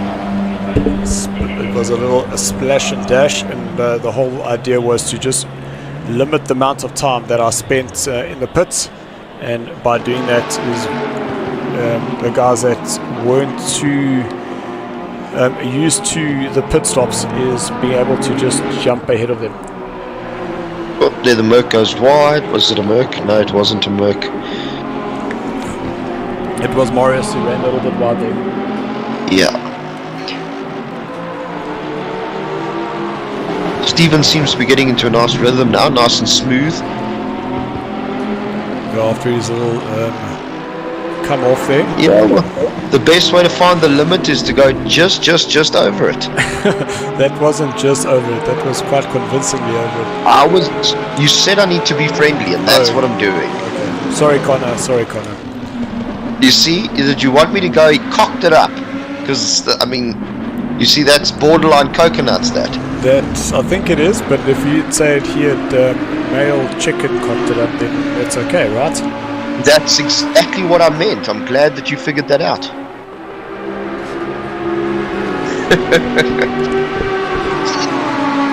Okay, here we go. Audi versus Audi. I would imagine that. FVZ. That's actually quite tricky to say. It is. Now, closing down up on Slight Pete, and I must say, I had Slight Pete practicing with me as. Flip goes a little bit wide. Going into the first chicane there, turn number 1, and just as he got into the entry into turn number 2, ran it a little bit wide. What I was saying is about Pete's car is that the colours of the car, he's really done a great job to find those very metallic colours, nice little accents of the purple, really, really nice to see. Looks very good. That's another thing that is actually really nice about ACC is being able to sort of customize your liveries to a certain extent. I know a lot of the guys, you know, they like to run certain colors. You know, the green Mambas for one. And I'm always a very, very big fan of white. So you'll normally find that my cars have generally got a lot of white in it, which is very boring, I know, but it's very clean and neat. So yeah, just a really nice addition to ACC that you can do a little bit of customization to the look of your car. So there we go. There's Stefan going into the pits and currently in second place. So I hope that this is a scheduled pit stop and not him needing to go in due to damage. But up in second place, it's a really good effort there for him. And we're really glad to see someone taking the McLaren as well. It was my first choice of car for this championship. So I must say I have driven all of the cars, but there's just something about that Porsche that's just stuck with me. It's that nice Beetle sounding gearbox that gets you going. Oh, it sounds like my car, that's what you're saying. Oh, just more reliable. What do you mean? My car still runs. No, just giving you gas. More gas than you can handle. What? So we are 7 laps in, 26 minutes in. I'm guessing we're on the same time now. Yes. So I am currently living in the present, which feels a hell of a lot better than living in the past, which, yeah, I think if you speak to anybody, is probably a good thing. I was actually trying to find a really clever comeback to that, but unfortunately I have nothing. No, the time has passed. Sorry. I think it's what is the comeback time? 3 seconds? Else it's not a comeback anymore. It's the next statement. So I can't even come back now. No, it's done. It is done. Right, so do you think Sly Pete can pull back some of that time he lost in the start? So let's just, what I wanted to mention is in shot we've got Ryan. So Ryan Abrams, he actually raced with us when back in my GT6 days. He was part of the team that we drove. And when we moved over to Project Cars 1s with Jason now, Ryan was one of those drivers, and that's where we met Vince. We saw Vince racing on the Monday night in the Porsche. So it's really awesome to see that Ryan, when GT Sport came out, he went and pursued his racing career there, but now that Asseto courses with SARCO, he's decided to come and join us here. So really awesome to see. That's fantastic news. So a newcomer to the series, this is Flip. He has joined us, got his entry in, and now we see that he is currently sitting in third place in his first ever race here with us at SARCO. And just remember, and he has a really nice livery. Look at the white. Yeah, and there's a lot of black in there. I'm sure Andrew Brogioni from the Black Mambas will be very happy to see that, the back of the car.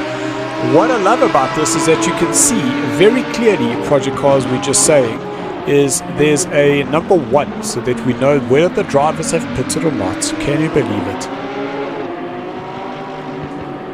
That is amazing, actually, because it was always the guessing game. It wasn't a guessing game. I had a very specific format piece of paper that I used to would write it use down. the format exactly to make sure, and then we'd ask Daniel Morales to please help us out, and he would go back on the live stream and he would tell us Well, there's Dupi having a great run coming out of the chicane, turn number 15. Turn number 16 onto the main straight. And are they going to be a side-by-side? That is Audi versus Porsche. Now into the braking zone. You can see Flip on the brakes a little bit earlier, but it looks like he might not have been on the brakes as hard as Dupi was, because now I needed to pull out of that a little bit. Yeah, Tyler the Sexton has been able to get himself clear. Now up into third place.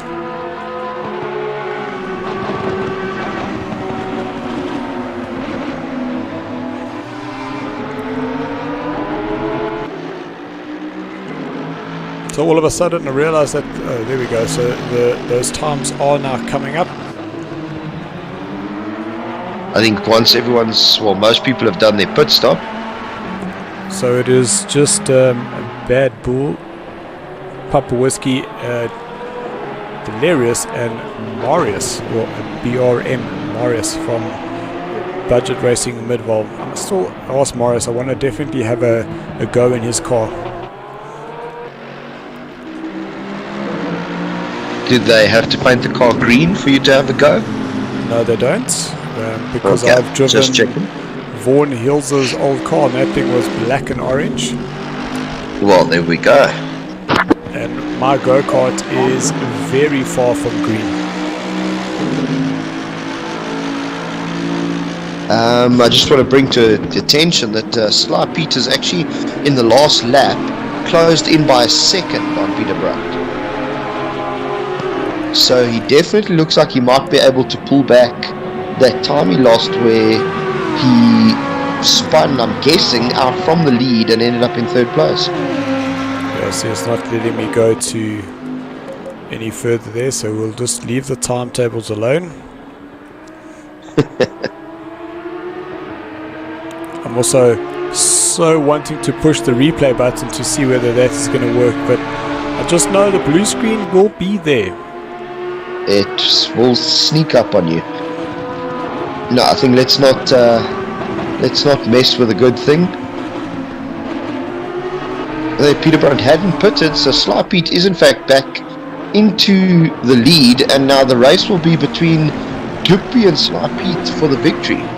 Yeah, but look, we still got Flip. He's 2.4 seconds behind. So, and then Peter Brandt in fourth. So now that Peter Brandt is taking his pit stop, anything can still happen. Because now Peter Brandt is now coming out of the pits. Sly Pete is just exiting.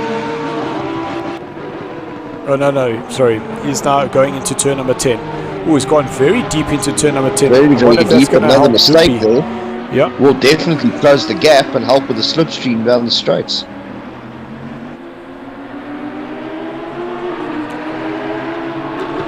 Like I said, when you guys were in the alpha tier, the Porsche seems to have, let's call it, be very moody. Where it comes and goes constantly through the race. There's an ebb and flow in speed where, as you see now, Dupi is absolutely flying, and the Porsche isn't putting a tyre wrong, and I just get the feeling that he needs to capitalize now, because in 4 minutes time or 2 or 3 laps time, the balance could change on him again, and he could see Sly Pete, either coming back at him or pulling a bit of a gap if he's still in front. Without a doubt, and I speak about it quite often, and I had mentioned that through some of the Porsche Cup, is for me the middle part of the race is where the car comes to me. So I know that I'm going to be slower up front, but that's when everyone's bunched up together and you're generally going to go slower. And as soon as the space starts opening out, that's when the car comes back to me, and I love that feeling of, it's like you can feel it, it's coming, it's just about to hook up, then all of a sudden the car hooks up, and then you got yourself a good 8 to 10 laps, and it is just such an amazing feeling. Yeah, I found even in the previous championship that with the Porsche, like you're saying, certain parts of of the race, you'd be driving exactly the same as you were, the previous lap, but all of a sudden, the time seems to be dropping. You're making a 10th here and 2/10ths there, and you finish the lap a second quicker. You haven't done much more. It's just the car is just at a phase where it is a lot quicker. Yeah, that's exactly it.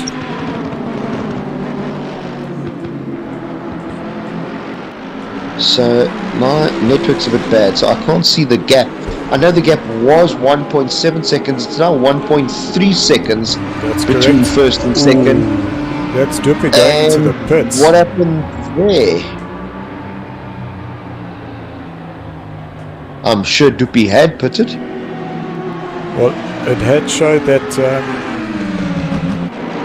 there was pitting there, but here we go. This is now the Bad Bull having a major battle here with Peter Brunt. Unless Duppy hadn't pitted. I'm pretty sure that he had. It's very confusing because now I'm wondering if the green stripe means you've pitted and the orange means you haven't. No, because we saw Sly Pete going into the pits. That's why I'm confused. I thought Duppy was in that for the victory. Who knows? He might still be. He had very, very, very good pace. But I mean, the pit stop is definitely not going to help. Wait, I think you're right, because now look, Duppy has pitted, now it's green. So I think we figured that out. Yeah, that's... Tell me, on the server, do you have to choose that one stop mode to be taken? Yes, so there's a setting so maybe in the that's code what that it's you put saying. in. That's quite possible. That one pit stop has to still be done, not that it has been done. So that means that we've got Duppy, who's essentially in first place. Correct. And by quite a margin, I would imagine. So I just want to have a look. So it's actually not, because this is now Duppy going into turn number 5. And there's Peter Brunt now. So he's just exited out of the end of turn 4. So he's now going into turn 5. So there the time has just reset itself. So that's 9.6 seconds between Duppy and Peter Brunt. And then we got Bad Bull. If Sly Pete hasn't pitted, he should pit now and slot himself in front of Peter Brunt so that he doesn't have to do that battle a little bit later on. But I'm really sure we saw Sly Pete take his pit stop. Maybe we didn't. 2 Audis up front at the moment, which definitely wasn't the case in the previous race, where it was a little bit of a Bentley fest. Project Wetcat Racing, that's what's going on there. Project Bentley Wetcat Racing, yeah. I wonder if we can make an acronym out of that. I'll think about it tonight. Try. Maybe we'll pitch it through to Jacques, Paul and Ross. But that isn't the Mad Scientist Shark. He wasn't very impressed with his Mad Scientist logo from our commentating on the qualifying on Monday night. But I think it was, at the end, it was very well received and worth a giggle. A couple of comments on the Discord about it, but yeah, all in good humor. The SARCO guys are really a good set of guys, and again, we've spoken about it before, guys. Get involved. Check out the SARCO website, and come and join us. Great bunch of guys, plenty of advice. The guys will really take time out to help you with setup, help you with lines, help you with braking points, and all the guys really just want more competitors up in the front, and won't do anything to restrict you from doing that. We don't do the whole cover our setup and cover that because we want to beat you by far. We want you to be on the same plane as we are, and just have really good racing. Yep, 100%. So I was just having a look just to see who hasn't joined us this evening. So we've got both Scott and Carl. They are not with us, as well as Yaku. Connor, we know that he is writing exams, so unfortunately they're him not able to join us. And then we've got He Robert will be Stoltz, with us for the next one. Robert and Tyler. I believe they are racing at Swartkops this coming weekend. So they've been doing actual real-world race car prep. and that's why we haven't seen him here this evening. So we are looking forward to having a much fuller field for next week.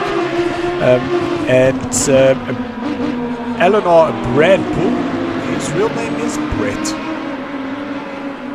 Yeah, Dylan, I've got to learn all these, the names versus the nicknames, or whatever you would call these, the titles on the PlayStation. Well, that's and the thing, I is am what terrible, happens, Craig, is that terrible with names. not only do I learn that your name is Craig, I learned that your name is Craig, I think it's 887 or something like that, which is your PSN name. JT83, yeah. Close enough. If I'd seen it, I would have But known at it least was my you. name is actually in it. I have no idea what Papa Whiskey's name is. That's the thing. And you can tell me, but the next time I need to say it, I'm not going to remember. Like I said, I'm terrible with names. So the guys must just excuse me if I, use their PlayStation names more than their real names. But hopefully with a little bit of practice, I'll get it. I really will. So I was, Flip takes a very, very late line, exit there. Just about got into the back of Pete. I think What that I was was a actually little bit of saying, a it clue was moment. Ernest Page who had joined us, and he was looking at the first three letters, because obviously on the PlayStation in PS4 is that it only shows the first three letters. And I said to him, well, this is what happens, is that you learn the person's real name, you learn the person's PlayStation name, and then you learn the person's PlayStation initials. So you essentially learn the person's name 3 times. Yeah. Look, that's, like I said, I'm terrible with names, so that's far above my capacity. If we could maybe give them a number value, I could do that quite easily. Far better with numbers than I am with names. Oh, Ryan. Ryan. Sorry, I just saw the blue nose. Suspected it was Marius. Sorry, Marius. There's Morris there, looking good in his AMG. Fantastic car, that. I used it in the Sunday ACC event for the previous championship, and I remember beating a green Porsche while in it. So definitely, I consider it a great car. Sorry, I wasn't listening there. What happened there, Craig? 3 seconds are gone. The 3 seconds are over. Oh, goodness. Right, so I'm still terribly confused, but there is still 10 minutes for the front two guys to pit if they haven't pitted. I thought Sly Pete was a little bit higher up the field, but if he has to still pit, that put him lower than I expected. Of course, we haven't seen any other mistakes from anyone else, so it's difficult now to. Hold on, here we go. So now we've got Flip who's going into the pits, and let's see if that thing goes. If that goes green, then we know, because now I'm looking at that gap. Because there we've had Duppy, he's now just crossed the line. Yep, there we go. Flip has gone green. So that gap, is that going to be enough for Sly Pete? Or is he going to come out in the midfield there? Ooh, that's Stefan taking a lot of that curve. That's a different line. I think he'll be glad that this is sim racing and not a real car, because that one would have been expensive. Yeah, that's definitely taking some fender work with you.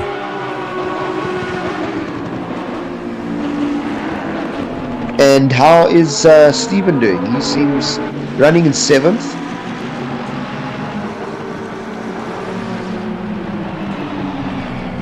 So again, as we said, he didn't practice behind Papa Whiskey, and which is a good showing, seeing as he doesn't know the car. Not only that, he doesn't know my rig. He's so used to driving on a G29, and now he's arrived having to use not only the T300 but also the GT style pedals. Yeah, and I must say, I actually used Connor's G29 the other day when I helped him with a bit of setup, and I found the G29 was actually better feeling and weight-wise with ACC than the T300 was. Very surprising. I was a bit confused there because I saw that there were two cars very close to each other, but it was actually Flip lapping. Now Ryan taking it back. Not having that, I'm unlapping myself and off you'll go. I think Flip was maybe just realising that he's got third place sorted. Let's not get into a lap, sort of battle. Clearly a lot wiser than Verstappen was in Brazil. And just let Ryan go and secure his position. Proper Whiskey seems to really like that that curve. That's the second time in a row that we've seen him sort of really munch into it. Maybe it works. So that's actually quite happy that he's out here doing some really good stuff. Driving really well. We know that coming through one of the Project Cars championships is that he was cited for a few incidences and had to serve his race ban, but here he is fighting in this Bravito, currently in 6th place, but it all depends on where Sly Pete will exit. So we might have him dropping further down the order, and that would promote Stefan, but really giving Brett a good run for his money, which is really good to see. Yeah, no, he did. There were a few mistakes, but that's all part of the learning process. I suspect that for our next season, that Proper Whiskey will be knocking on the door of the Alpha tiers. He gets very close to the back. You see, you've said the name how many times, and I'm going to call him Bad Bull. Comes up alongside him and looks like he's going to have the... Oh! That was a Bad Bull being very gentlemanly about that as well. Yeah. Well, Brett saw him coming, allowed him to go through, and it looked like that... Let's just say between you and I, that would have been a hell of a lot closer, and there probably would have been some scratching and denting. If it was between you and I? Yes. There was no ways I would have given you that inside line. I would have rather pushed you off. That's... But that's just between you. That's just between you and I. You heard him admit it live. So for any incidents in the future, we all know that Dylan will be at fault because he said he would hit. No, I said I wouldn't give you the inside line, and then if I had to, I would push you off. Only there you, we go. Craig. That's it. Only that you. is it. That's all I needed. Look, it looks like Ryan seems to have found some serious speed now in the later stages of the race. Being the only Bentley, it is a Bentley. Yep. Yeah, seems to be going really well, and definitely the speed he's currently got doesn't say that he should be in 9th place. So there are again we never know left, how much. and I'm still seeing that Pete hasn't pitted. I'm trying to think who loved doing that to me when racing him. There was a few times, I'll think of the name now, where he'd also, I'd think to myself, well, I've got 3rd place or 2nd place or whatever in the bag, and then I'm starting, the person in front, like I said, I don't know who it is, I'd be going, but surely they still need to pit. And then you get to sort of minute number 5 left in the race, and then you start to doubt yourself, and you start to think, okay, but maybe I need to start pushing to overtake this guy. Yeah. And then with 2 or 3 minutes to go, he pops into the pits, and yeah, it's very stressful. And I think maybe that's what Sly Peter's doing, just sort of, maybe he sees that he's pulling a little bit of a gap. I can't actually see the gap as it stands at the moment. So it's not showing me a gap between Pete and Dupe. Yeah, maybe he's playing a bit of a tactical sort of game. But if we look at the map, so we've got Sly Pete who's just gone through turn number 10, so he'll now go through 11. So that's probably just over, we're doing 140s, closer to like 148, maybe 150. So yeah, maybe 50 seconds ahead. It all depends on what he does in the pits. But with 3 minutes to go, I'm sure there's going to be some sort of radio message to say that he has to pit. But no, he hasn't pitted.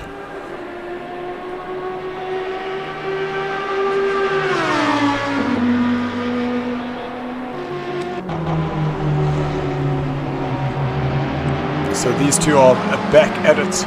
3 minutes left to go. And Brett now starting to put a little bit more pressure on Stefan in front of him. Realizing, there's a little radio message that came through from Peter. One of you is saying, do I still need to pit? I think that might be what he's asking. And Sly Pete, if anybody around you can hear us, pit. It looks like Bad Bull has sort of, now that Proper Whiskey's gone past him, it's very easy once someone gets past you and they've had a little bit of extra speed to see what they're doing and to mimic it, and then all of a sudden you find that, wait a minute, that Ferrari can go a little bit quicker than I thought it could. And he seems to be closing back up on Proper Whiskey, and might, well, with what, 2 laps to go, I reckon he might still be in to take that 5th position away from him. Yep. Okay, so Stefan moving to the inside, going very defensive, but that Ferrari in the straight line is so quick. Oh, but Stefan, late braking there, decides to hold that line on the inside. Brett sees him coming and allows him to go through once again. Again, very gentlemanly, very good racing, very clean racing. Inside now, Proper Whiskey I think went a bit wide there, might have picked up a couple of marbles, but will have the snot that tucks in behind him. Yep, so great overtake very there nicely done. Brett. But now he'll just need to control the inside here, coming into turn number 5 down the hill, then back up through the chicane, turns 7 and 8, and over the hill, turn number 9. One of my... Oh, there we go. And so pits. He waited for the last lap. That is absolutely crazy. So if you just watch the bottom of the screen there's the Dupi now coming through the chicane section. And he does have Flip right behind him. Sly Pete is down, so he will be going in 3, 2, 1, and off he goes. I don't think he's done enough. I think Dupi's going to get it. So there, Dupi has now gone past not only Dupi, but there goes Flip. Flip as well. So that's now dropped Sly Pete down into, what's that, 3rd place. Where's Peter Brunt? So Peter Brunt's only crossing the start-finish line now, so he is still out of it. And again, Sly Pete was leading the race in the beginning, and then ended up dropping to 3rd. We didn't see why. He must really be sort of kicking himself now with that mistake, because it seems to be that mistake is exactly the gap to the lead that he hasn't been able to... Oh! And was that a mistake by Flip? Yeah, that was. Looks like it. Sly Pete's close right. Have a look to the inside. Guys, be nice to each other. There we go. Now that's a little bit better than... a little less gentlemanly than the previous battle we were watching, but still stayed nice and clean. Most definitely, and that's what we want. We want close. That is competitive racing. Flip obviously saw that Pete was going to have a go, allowed him the space, but you see that he didn't give him the whole track. Flip still stayed on the inside, on the middle of the track. He turned in the middle of the track, just giving Pete enough space. But didn't just give him that place. And just looking at that, it might have had Dupi made just a little mistake himself, because yes. Whoa, he runs wide. Oh, he's run wide. This is going to be a run 2. Oh, fantastic finish to the race. Top 3 again, covered by very little, and the place is being decided on the last lap. In fact, with a good run, Sly Pete, he's not going to do it. Very close. Wow, that was extremely close in the end there. But that gives Dupi the win. Sly Pete recovers in second place. I'm sure he would have preferred the win, most definitely. Flip comes home in third. Then we have the Peter Brunt in fourth place. Solid run from Peter Brunt, yes. A great drive there for Brett. Great battles he had there with Stefan. Then we've got, I almost said Dylan, but that's not Dylan, because that is Stephen Koenig behind the wheel there. He comes home in sixth place. Stefan, he's in the pits. Why did he do that? Unless he just stopped at that point. Again, I just want to mention, Dylan, the absolute speed that Ryan was getting out of that Bentley at the last bit of that race. Like I said, we don't know the practice time the guys have had, but very nicely done. I must congratulate him. The position doesn't show the speed. So big congratulations to him. 100%. So guys, I just wanted to say thank you very much to all of those that were watching on the stream. Thank you very much for all your patience. We're definitely going to be investigating changing our server, just so that we don't have those mass disconnects. But it does seem that the second server, server 2, was a lot more stable, so we might just have to see where that one was based and just duplicate that. But really happy with that. Craig, thank you so much for joining in the commentary box, and we do hope that we will see you racing next week. It's a pleasure. I don't think you will. Connor will be back, so he will be running the Ferrari next week. So you might just have to put up with my voice for another week. But I think the following week I will be taking his seat to join you guys. I look forward to it. That is absolutely fantastic. Everyone, thank you so much for watching. It was really great to see, and it just shows you that the pits, what it does, it just creates a whole new dynamic. You can just see the guys doing a final formation. Really awesome to see.